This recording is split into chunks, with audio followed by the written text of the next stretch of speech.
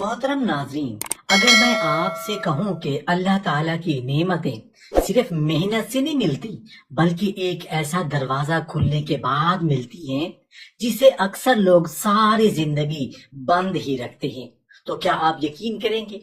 آخر وہ کون سی نعمتیں ہیں جن کے خزانوں کی کنجی استغفار کو بنایا گیا؟ اور کیوں کچھ لوگوں پر رحمتوں کے دروازے کھل جاتے ہیں جبکہ دوسرے اسی جگہ کھڑے رہ جاتے ہیں؟ آئیے قرآن و سنت کی روشنی میں اس راز سے پردہ اٹھاتے ہیں۔ محترم ناظرین، دنیا کا ہر انسان نعمتیں چاہتا ہے۔ کوئی رزق کی وسعت مانگتا ہے، کوئی اولاد کی نعمت، کوئی صحت کی دولت، کوئی ذہنی سکون، کوئی کاروبار میں برکت، تو کوئی صرف یہ چاہتا ہے کہ اس کے گھر سے پریشانیاں ختم ہو جائیں۔ لیکن بہت کم لوگ یہ جاننے کی کوشش کرتے ہیں کہ آخر اللہ تعالیٰ اپنی نعمتوں کے دروازے کھولتا کیسے ہے؟ وہ کون سا عمل ہے جس کے بعد بند قسمتیں سنورنے لگتی ہیں، دلوں کی ویرانی آباد ہونے لگتی ہے اور زندگی میں ایسی برکت اترتی ہے جسے صرف گنانی محسوس بھی کیا جاتا؟ یہی وہ مقام ہے جہاں استغفار صرف ایک وظیفہ نہیں رہتا بلکہ نعمتوں تک پہنچنے کا راستہ بن جاتا ہے۔ اکثر لوگ استغفر اللہ کو صرف گناہوں کی معافی تک محدود سمجھتے ہیں، حالانکہ قرآن مجید جب استغفار کا ذکر کرتا ہے تو اس کے ساتھ صرف بخشش کا وعدہ نہیں کرتا بلکہ رحمت، برکت، وسعت اور عطاؤں کا بھی ذکر کرتا ہے۔ گویا اللہ تعالیٰ اپنے بندے کو یہ سمجھا رہے ہیں کہ جب تم میری طرف پلٹتے ہو تو میں صرف تمہاری خطائیں نہیں مٹاتا بلکہ تمہاری زندگی کے بند دروازوں پر بھی اپنی رحمت کی دستک دے دیتا ہوں۔ ذرا ایک لمحے کے لیے خود سے ایک سوال کیجئے، کیا کبھی آپ نے سوچا کہ بعض لوگوں کی زندگی نعمتیں خاموشی سے بڑھتی ہی چلی جاتی ہیں؟ ان کے چہروں پر اطمینان ہوتا ہے، ان کے رزق میں برکت ہوتی ہے، ان کے دل میں سکون ہوتا ہے، اور آزمائشوں کے باوجود وہ ٹوٹتے نہیں۔ کیا یہ صرف قسمت کا فرق ہے یا اس کے پیچھے اللہ کے ساتھ ایسا تعلق ہے جس نے ان کی زندگی پر رحمتوں کی بارش برسا دی؟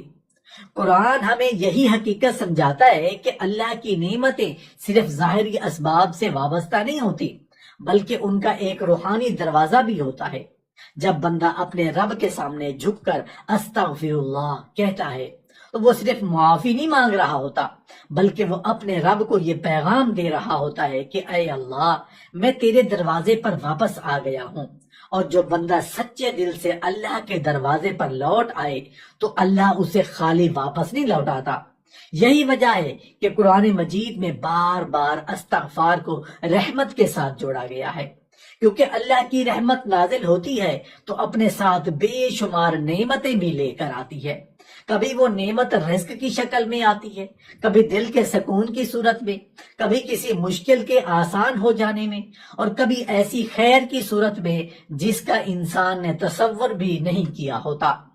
یہاں ایک حقیقت ہمیشہ یاد رکھیے، اللہ تعالیٰ کی سب سے پہلی نعمت یہ نہیں کہ وہ آپ کے حالات بدل دیتا ہے، بلکہ سب سے پہلی نعمت یہ ہے کہ وہ آپ کے اپنے طرف رجوع کی توفیق عطا کر دیتا ہے، کیونکہ جس دل کو استغفار نصیب ہو جائے وہ دراصل اللہ کی خاص رحمت کے سائے میں آ چکا ہوتا ہے۔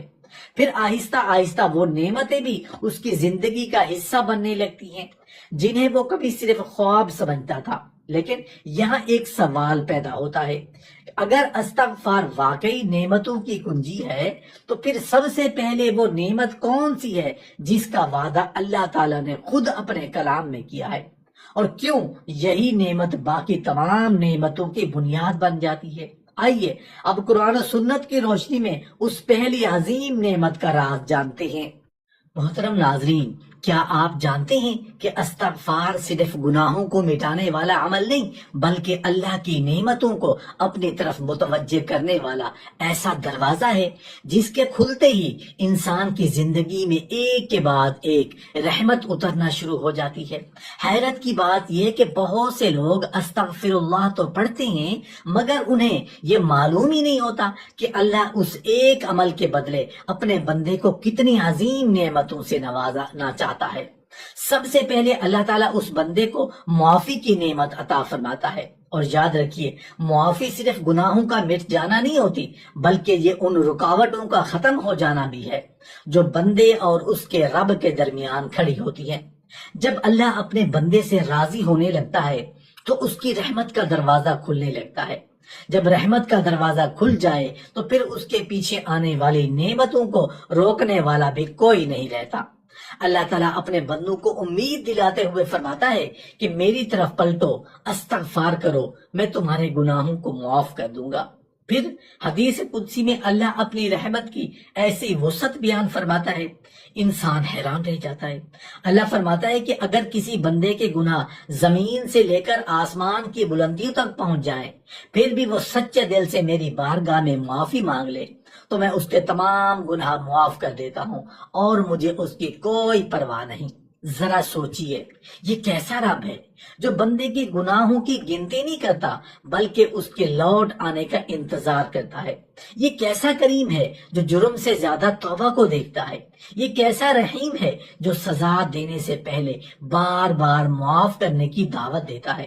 اور یہی وہ لمحہ ہوتا ہے جب بندے کی زندگی میں دوسری نعمت خاموشی سے داخل ہونا شروع ہو جاتی ہے، دل کا سکون۔ کیونکہ جس دل کو یہ یقین ہو جائے کہ میرا رب مجھے معاف کر چکا ہے، اس دل سے مایوسی نکلنا شروع ہو جاتی ہے، بے چینی کم ہونے لگتی ہے، اندر کا خوف ٹوٹنے لگتا ہے اور ایک عجیب سا اطمینان دل میں اترنے لگتا ہے۔ حالات شاید وہی رہیں لیکن انہیں برداشت کرنے کی طاقت بدل جاتی ہے۔ یہی اللہ کی وہ نعمت ہے جسے دنیا کی کوئی دولت خرید نہیں سکتی۔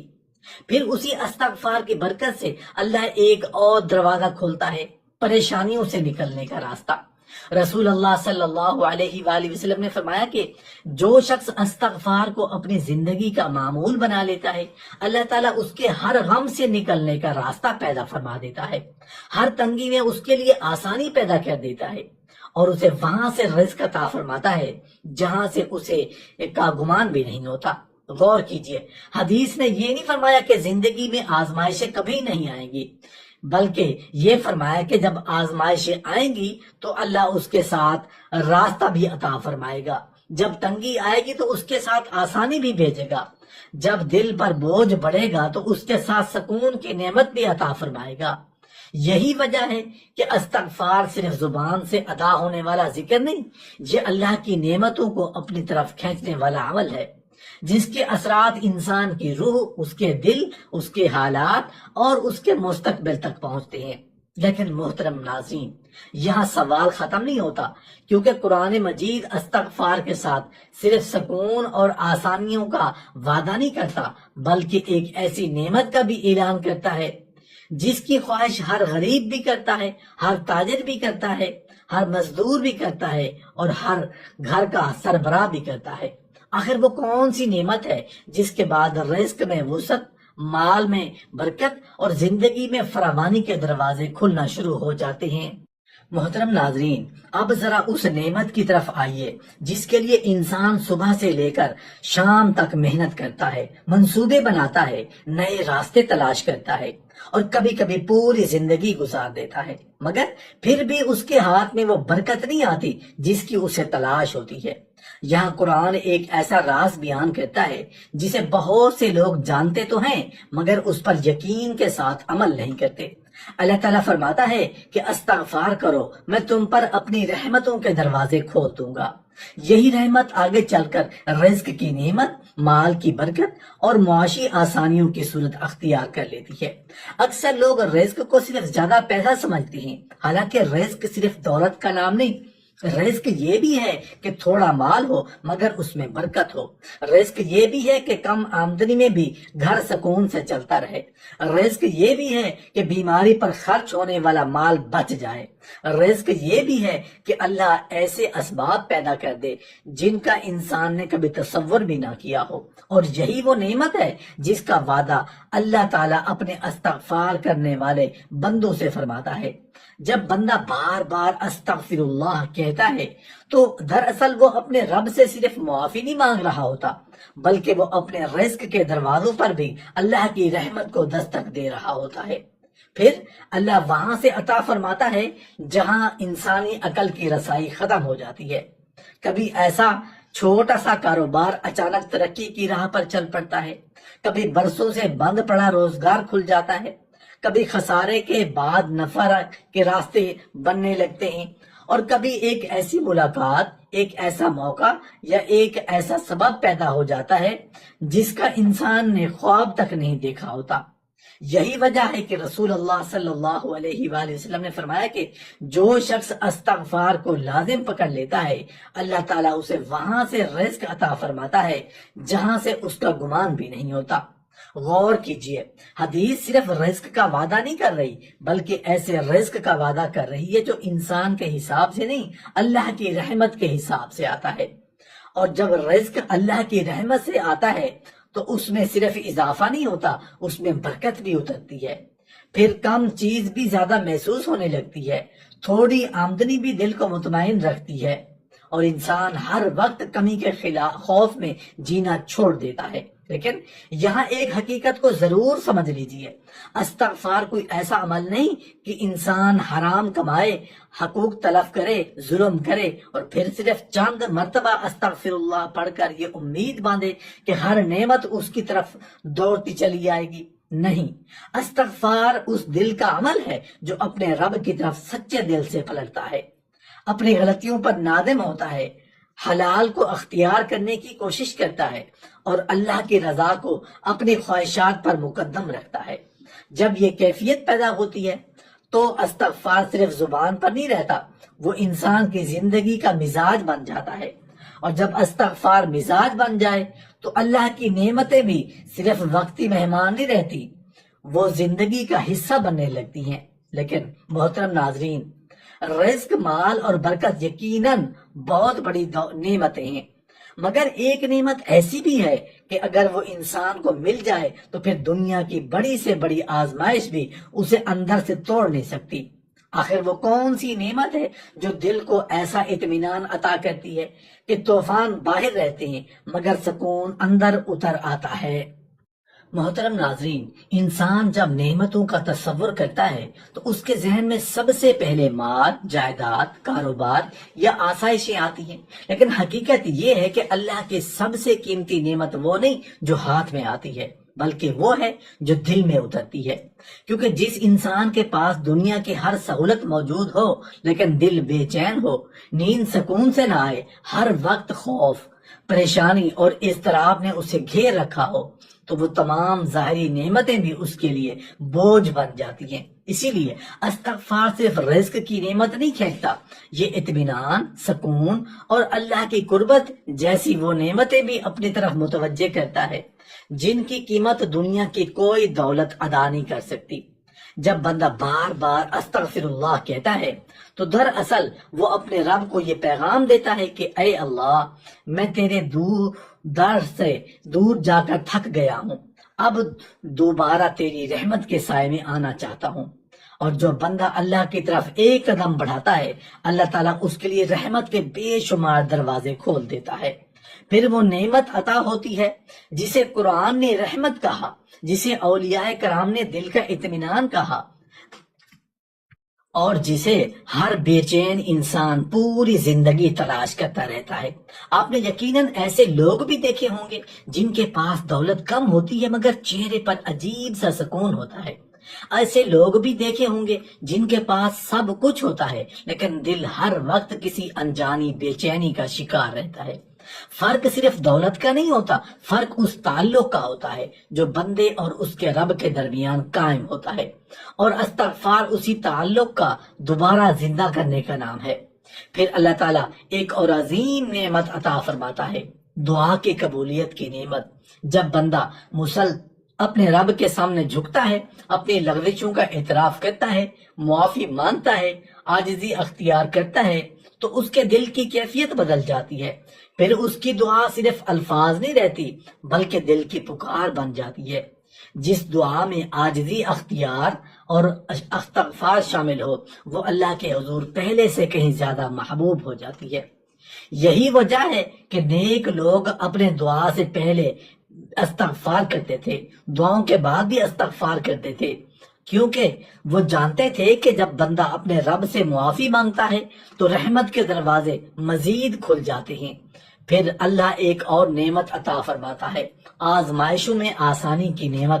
غور کیجئے، اللہ نے یہ وہ وعدہ نہیں فرمایا کہ انسان کرنے والے کی زندگی میں کبھی امتحان نہ آئے، بلکہ اللہ اپنے بندوں کو ایسا سہارا عطا فرماتا ہے کہ آزمائشیں بھی ان کے ایمان کو نہیں توڑتی۔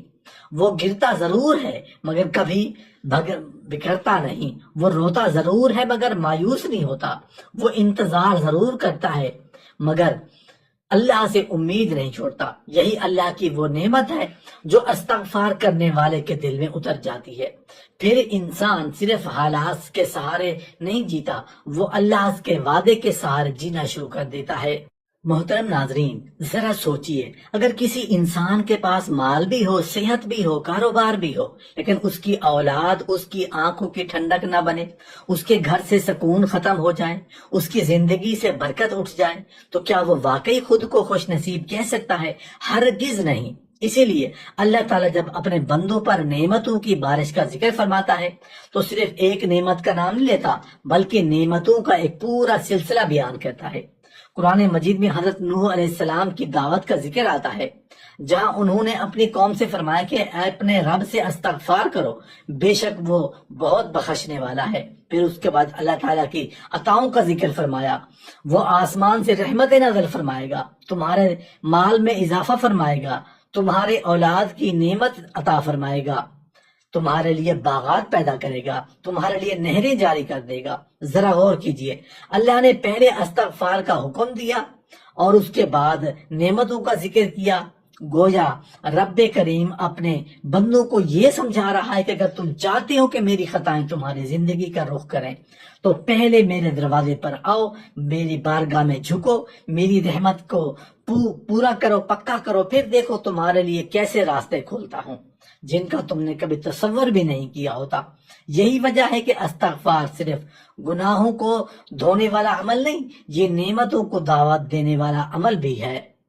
کیا معلوم آپ جس نعمت کے لیے برسوں سے دروازے کھٹکھٹا رہے ہیں اس کی کنجی اللہ نے بہت پہلے آپ کے ہاتھ میں دے دی ہو، اور وہ کنجی صرف ایک لفظ ہو، استغفر اللہ۔ اللہ تعالیٰ ہمیں کثرت سے استغفار کرنے کی توفیق عطا فرمائے، ہمارے گناہوں کو معاف فرمائے، ہمارے دلوں کو سکون، ہمارے رزق میں برکت، ہمارے گھر میں رحمت، ہماری اولاد میں خیر، ہماری دعاؤں میں قبولیت، اور دنیا اور آخرت کی وہ نعمتیں عطا فرمائے جو اس کی رضا کا ذریعہ بن جائیں۔ آمین یا رب العالمین۔